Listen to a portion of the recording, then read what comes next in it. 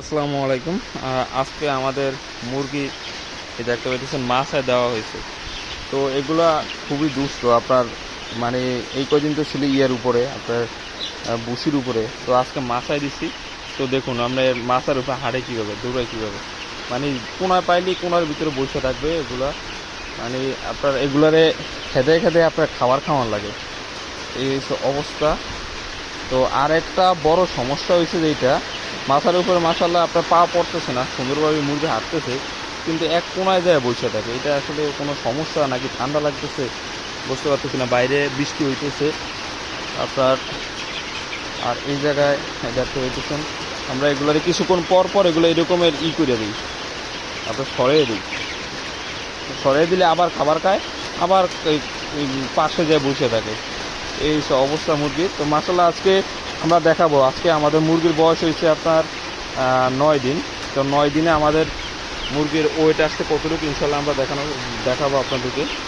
আর একটা বিষয় হচ্ছে কি, আপনার মেইন সমস্যা যেটা আপনার এই যে এই ফাঁকাটা দেখতেছেন, এই এই ফাঁকা দিয়ে আপনার শালিক আছে, শালিক আপনার প্রচুর শালিক, মানে সকাল থেকে আপনার শালিক লড়াইতে লড়াইতে অবস্থা পুরো খারাপ। আপনার এই জায়গা থেকে যদি মানুষ সরে যায় তখন শালিক এসে আপনার ফিট আর কি ব্রয়লার খায় ফেলে, ফিট খেয়ে ফেলে। তো এই জন্য কালকে আপনার 2-1টা ছিল, আজকে এত পরিমাণ শালিক আইসা পড়ছে এই জায়গায়, তো আপনার মানে ভাষায় প্রকাশ করা যাবে না এত পরিমাণ। তো এই জন্য আজকে আমরা এই জায়গায় এই যে জাল দিয়ে দিচ্ছি, আজকে জাল নিয়ে আসি, কারণ শালিকের সাথে দেখা যায় যে অনেক সময় অনেক ভাইরাস বিরাজ আসতে পারে। তো এগুলোতে আবার সমস্যা, কারণ আপনার মুরগির এই জায়গায় তো সাধারণত ভাইরাসে যদি হয়ে যায় একবার, তাহলে তো আপনার অনেক বড় সমস্যা হওয়ার সম্ভাবনা থাকে। তো ইনশাল্লাহ এই দেখতে পাইতেছেন আমাদের মুরগির অবস্থা। তো মোটামুটি ইনশাল্লাহ আমরা আজকে দেখাবো একটা মুরগির আপনার 9 দিনে আমাদের মুরগির ওয়েট আসছে কতটুকু। আর এই পাশে আমরা এই পাশেও ফাঁকা ছিল, এইটা আমরা আপনার দিয়ে দিব, আপনার জাল দিয়ে দিব, যাতে করে আপনার শালিক না ঢুকতে পারে, অন্য অন্য পাখি টাখি না ঢুকতে পারে, কারণ পাখি ঢুকলে এগুলো সমস্যা হওয়ার সম্ভাবনা থাকে। তো মাশাআল্লাহ আমাদের মুরগি আল্লাহর রহমতে সুস্থ আছে, কোনো সমস্যা নাই আল্লাহর রহমতে।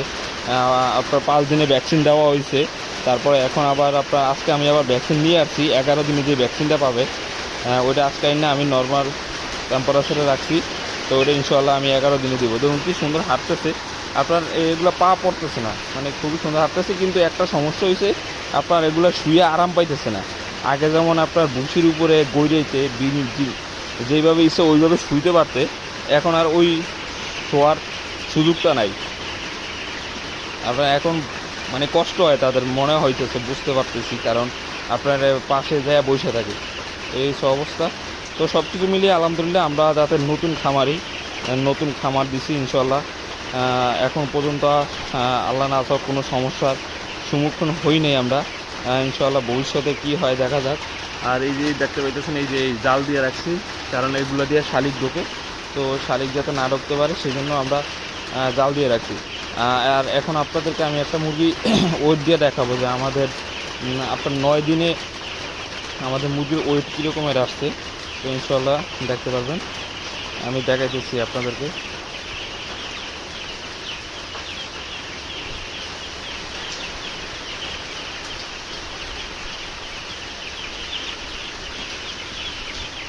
এটা কি দেখাই, এটাকে দেখাই, দেখি 9 দিনে আমাদের মুরগির ওয়েট আসছে কতটুকু। এই আমাদের মিটার, এই মিটারে দেখাই, মিটারটাকে অন করে নিই জাস্ট না।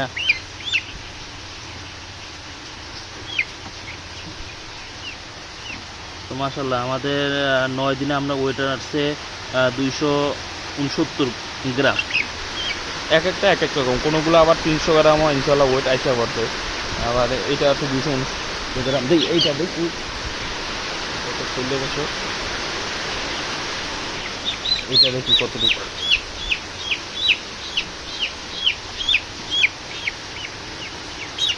দাঁড়াও, মাশাআল্লাহ এটা আসছে আপনার 300 গ্রাম ওয়েট আসছে। এইটা ওই তো আপনার 270, তারপরে 280, 90, 300 গ্রাম এরকমের আর কি ওয়েট আসছে।